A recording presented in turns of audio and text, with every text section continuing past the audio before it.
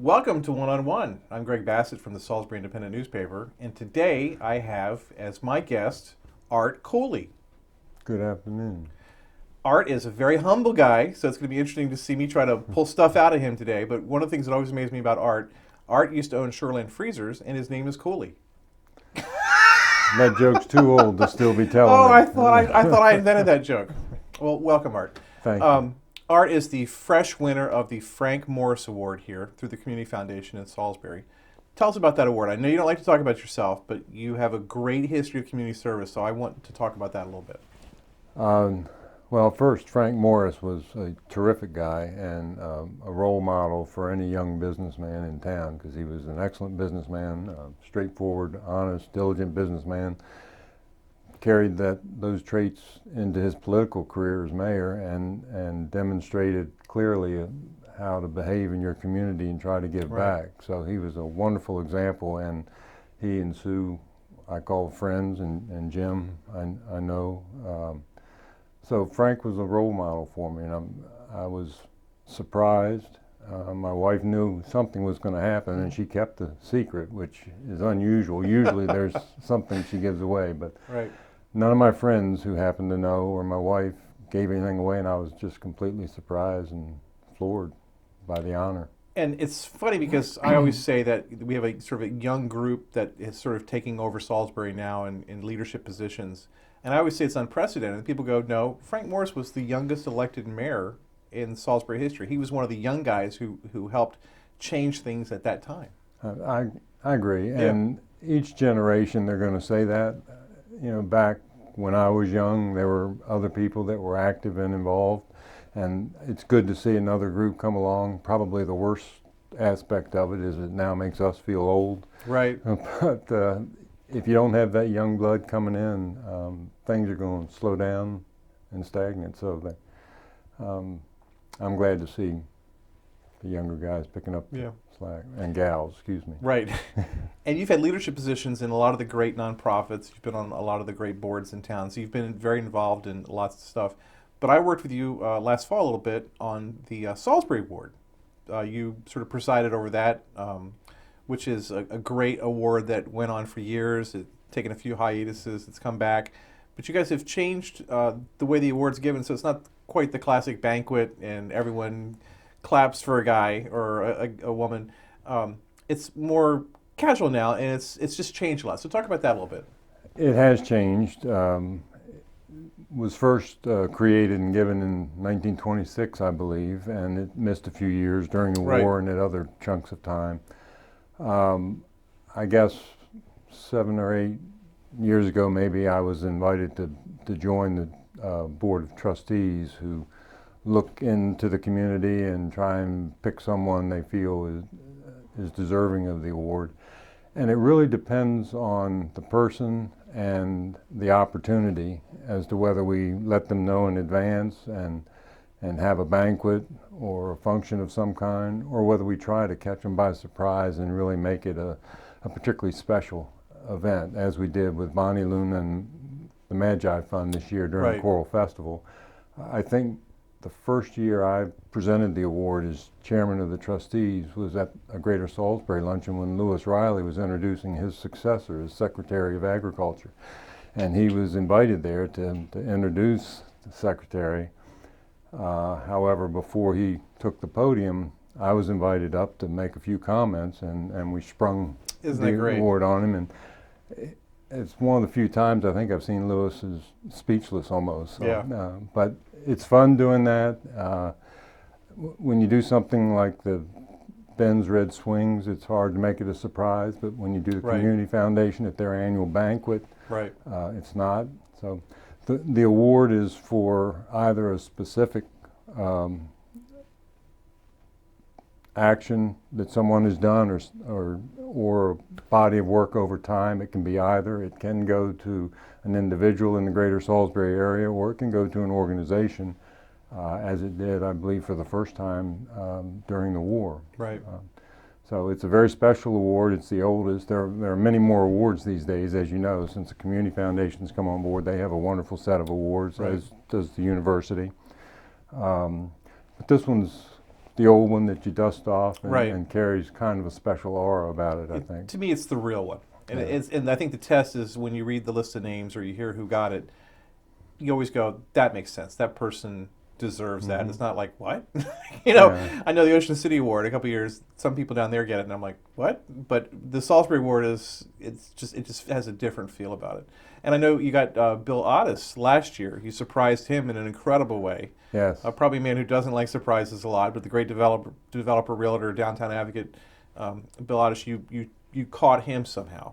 We did. That was with help from one of our trustees, John McClellan in Right. particular.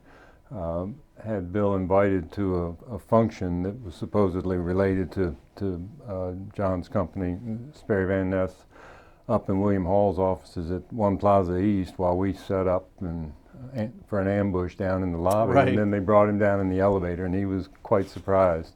So again, that was a lot of fun doing that, and I think it made it even more special for Right. Bill, because he's a bit of a quiet fellow himself. Right. And then Bonnie this year was the Magi Fund is an amazing thing. That event is incredible, and I know you all got her the same way. It is, and we got Lewis to help us, obviously, but that was a whole lot of fun, and we were so pleased to be able to do it in that setting, so many people actually saw the presentation, and we hope that will also add to an understanding and knowledge of the existence of the Salisbury Award in the community. Right. So do I have a chance of winning it this year? I think 2-3 years down the road, if I remember what the list looked like. If I get on the committee, can I vote for myself? No, that automatically rules you out, I'm afraid. So. Darn. You have been making some news lately because you have been diagnosed with Parkinson's disease, and you are taking some steps to raise the awareness in the community, and you're doing some great things. So talk about that for me, please. I was diagnosed in 2009. You retired in 2006. That's correct. I was officially diagnosed in 2009. It was pretty obvious to me in 2008 that I was showing the symptoms that I had seen in my father, who also had Parkinson's disease.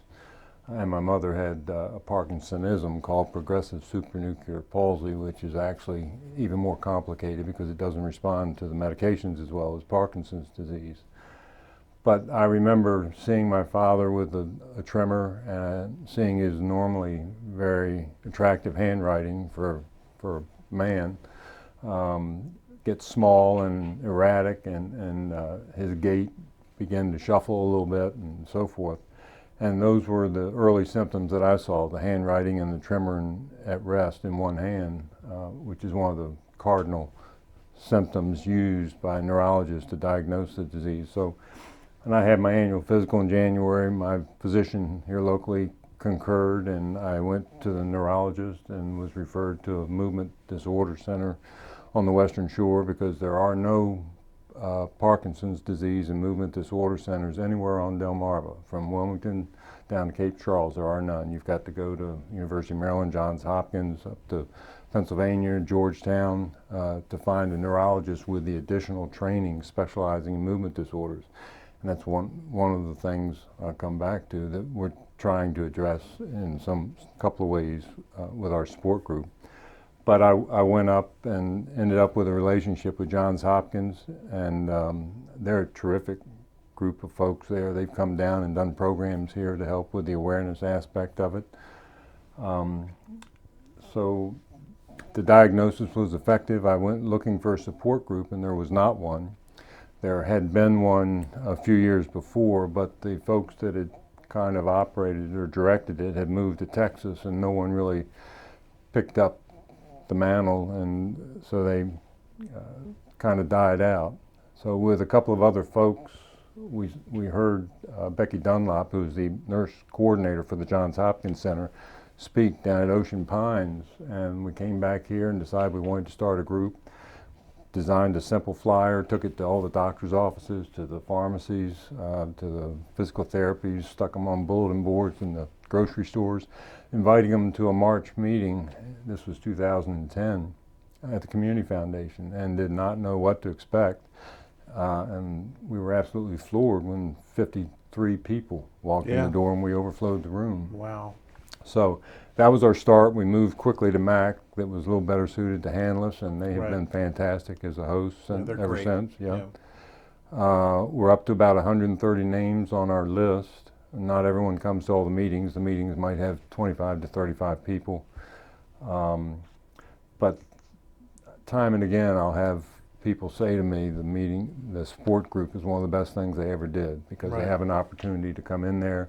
We sometimes have programs. We've had visiting neurologists from Johns Hopkins speak to us. We've had locally gastroenterologists or speech therapists or physical therapists come in and talk about various aspects and answer questions.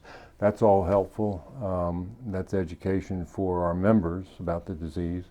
We also try and do programs like this or anything else that we can in the community, or to make the public more aware of it, because it's a very complex disease. But the opportunity to sit there and talk, if we now break up into groups of about 6 or 8 small groups, and spend time talking among one another, which is the mutual support aspect of it. Right. Then we'll separate, and we'll put the folks with Parkinson's disease over here as a group to talk about things, and the caregivers over here, because they need an opportunity to have a dialogue by themselves. They have their own set of issues to deal with as they're caring for their loved ones. So that is a very popular aspect of the way we've structured our agenda for our meetings. Now, with your parents both having it, is it hereditary? You read different things. I think they say maybe 15 to 20% of the cases might show that it could be hereditary, but not necessarily. I think the more popular thinking among the researchers is that there might be a genetic predisposition to something in the environment. The environmental factors can play a part too. More rural areas like ours, where there are a lot of pesticides and herbicides used. Wow. And people live in farms on well water where chemicals leach down into the water table. Those can be opportunities for higher levels of Parkinson's disease. But no one knows for sure, except that the cells in your brain that produce dopamine, a chemical messenger that helps control muscle activity and coordination, those cells start to die off, and that we do know causes Parkinson's. When you were diagnosed, did it scare you? We're different guys. You're dynamic and you're assertive, and you're a go-get-it-done guy. I just think I would be terrified to learn that. Was it a scary thing?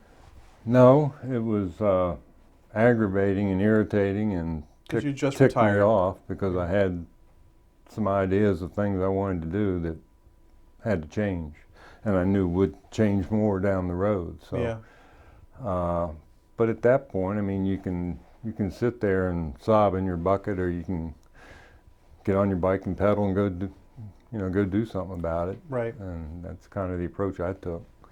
And I also think of Parkinson's as something that, like growing up, we didn't talk about it. When people had Parkinson's, it wasn't discussed like other diseases get discussed, like it should. Yeah. You know what I mean? Yeah, there are people, I've had phone calls from folks who said they had it, but they wondered whether they should tell their boss.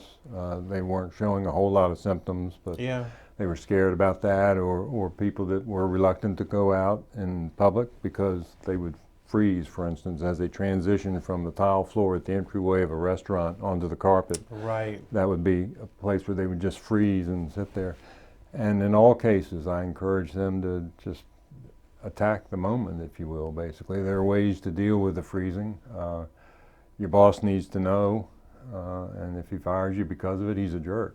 Right. But, being honest with them and laying it out is, to me, the most honest and direct approach, and deal with it in most cases. Yeah.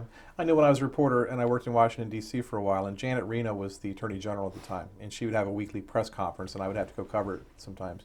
And she showed a lot of Parkinson's symptoms, and I guess she was ultimately diagnosed. And we would sit there as reporters and go, it's really obvious what's going on with the Attorney General, but the administration, the Clinton administration, wouldn't admit it, and no one really wanted to go there with that. And she considered it a very private matter. And I think she really hasn't been the advocate for it even since, that I know of. No, she's not a strong advocate Yeah. of it. Certainly not like a Michael J. Fox, Right. who took the Right. extreme approach toward being aggressive and Right. trying to help find a cure. As did Davis Finney. I don't know if you know that name, but he's a world-class bike rider. And Right, before he yes. became diagnosed, and his foundation also Yeah. does a tremendous amount of good work. But that's someone's right. If they want to keep it relatively private, or the Diane Rehm show, if you listen to Diane, that. yes. Yeah. She's terrific. She is, and I prefer that approach. Yeah. That's helping people learn both about the disease and should they have it, learn how to deal with it. Right. The interesting might not be the best word, but one of the things about Parkinson's disease, I call it the snowflake disease because no two cases are alike. Really? Okay. You can look at two people walking side by side down the sidewalk, and both of them have Parkinson's, and they're both taking small steps and shuffling and not swinging their arms, and so you know they've got Parkinson's. But one can be dealing with a lot of what they call non-motor symptoms that are not evident: constipation, urinary incontinence, swallowing issues, low volume in the voice, balance issues that are not evident. The other can be dealing with a completely different set of non-motor symptoms. So every case is somewhat different. You might have a different mix of medications. What medications you're taking affects the types of food or the times of food that, when you can eat and so forth, because the absorption of levodopa, which is the gold standard drug, competes with protein from food that you eat. So the timing of your meals has an impact on the efficacy of the medicine you're taking. So it's a very complex disease, and that's why one of the 3 parts of our mission statement on our website, which I'm sure they'll put up later. Yeah, we'll show that, yeah. Is public awareness also. So you need to learn an awful lot to use best practices, if you will, to use a business term, in managing your Parkinson's disease. So one of the cool things that you've started, which I would never think of this, and I don't know how you did, I want you to talk about that, but you all get together and play ping pong. We do. Not the whole group, but Right. we've got a few that do, and I'm sure there are many more out there that I would if they knew about it. So that's part of why I appreciate this opportunity to put the word out. But Parkinson's disease is chronic and progressive, and there is no cure for it.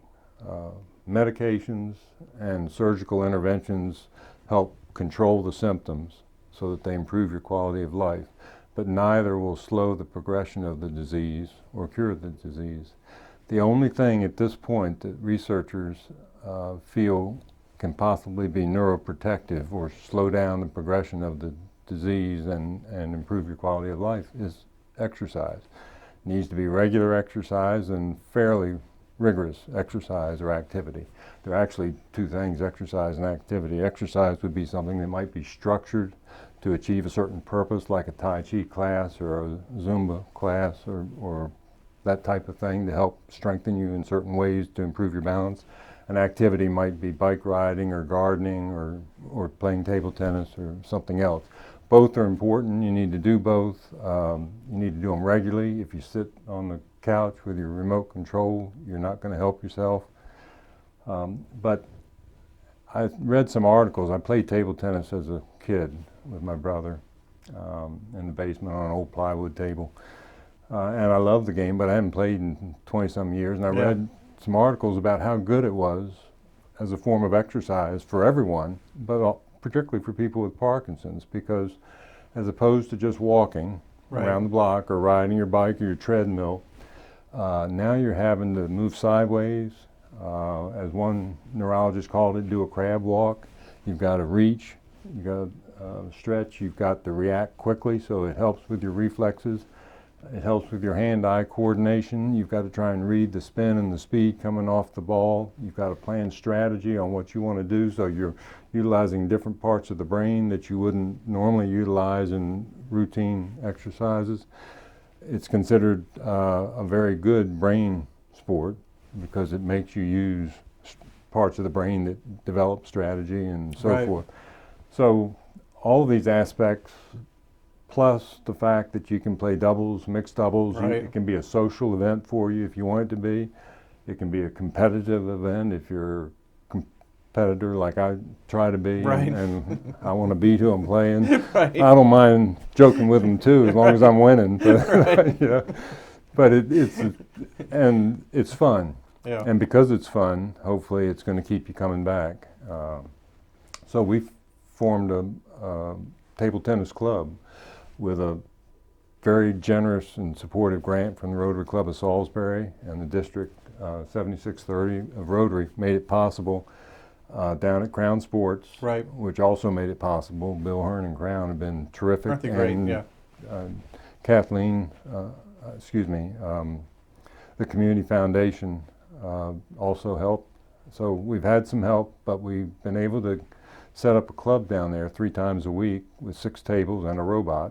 Wow. Which is interesting. And the kids love that. I did some stuff for Crown at the end of their camp session, and the youngsters loved it. It was a lot of fun. But we set the tables up. We've affiliated with the USA Table Tennis National Organization as an affiliate. We've set up a league. We now have 41 people in the league. It is open to the public. We let all Parkinson's patients or people with Parkinson's and their caregivers play for free whenever they want, as we do with our dance class or power-up class that we offer for them. And we fund that by just having a donation basket out, and as the general public drops in, we ask them for a drop-in donation to play. We don't, at this point, have a formal membership charge. So anyone can stop by and play when they want for a small drop-in donation to the support group, and we use that to help cover what few expenses we have. And the public is learning about it and growing. We've probably had over 100 people stop by. I've got 76 people, I think it is, at this point on the communication list. Wow. And we have a lot of fun. And it's the Tri-County area, or mostly in Salisbury, or? Mostly in Salisbury. We have some folks that travel from Ocean City, both for the support group and for the table tennis. We've had one match, if you would, a friendly, like they say in soccer, a friendly match against a team from Ocean Pines. Unfortunately, they have a gentleman in the process of moving from Westchester to Ocean Pines, who is a 2-time U.S. Open doubles champions in the over 40 and over 50. Cheaters. And was once ranked number 5 in the U.S. in men's singles over 50. So they kind of kicked us around a bit, but we won 4 of 11 games, but that wasn't as good as the 7 of 11 that they won. So. But it's fun, and the league play is fun because it's competitive, but still, you know, we have a good time. And it's growing, and we'll have more as we find more clubs, hopefully. So if I get diagnosed with Parkinson's tomorrow, what advice would you give me? I mean, how should I compose my brain around something like that? The first thing I would do is find a support group and plan to go to it, because for instance, at each of our meetings, I set out what's called a library table, and there will literally be 2 or 3 dozen pieces of free information available. Second thing I do is to buy a book by J. Eric Alskog, who is a doctor and the director of the Parkinson's Center at the Mayo Clinic, called the Parkinson's Disease Treatment Book. That book is the layman's Parkinson's Bible, if you will, or desk reference is probably a better way to say. It is an excellent book. I've read it 2 or 3 times. I continue to go back to it because it's the type of book that's well indexed, has a good glossary, and you can learn so much. And I've said this to folks in our support group. it really helps you with the awareness and understanding of the disease to the point that you can communicate more effectively with your doctor. The other point I would make very strongly is obviously you're probably going to establish a relationship with a local neurologist, and that's fine. But you need to also establish a relationship with a neurologist at one of the Parkinson's specialty centers Right. that has special training. And that opportunity is improving. It's a 2-hour drive. The average age of onset of Parkinson's is 60.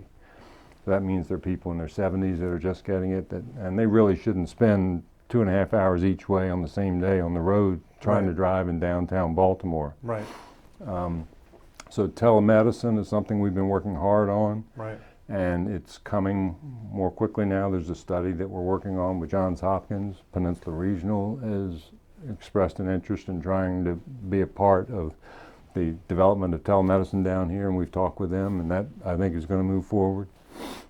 So that makes it possible to see the specialist without having to make the trip all the time. Right. But you do need to see that specialist because they understand the complications or the contraindications of some of the medications.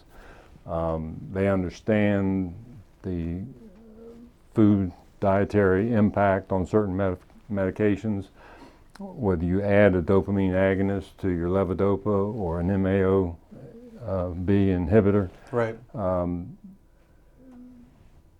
That's a very important aspect of your long-term treatment, is to be able to see at least once a year, maybe twice a year, the specialist, but maintain your local relationship so that if you end up in the hospital due to an automobile accident, there's someone locally that knows you and has a file on you and is aware of your condition and where it stands, but always keep both of them up to date on any changes in your medication and things of that nature. So. Okay.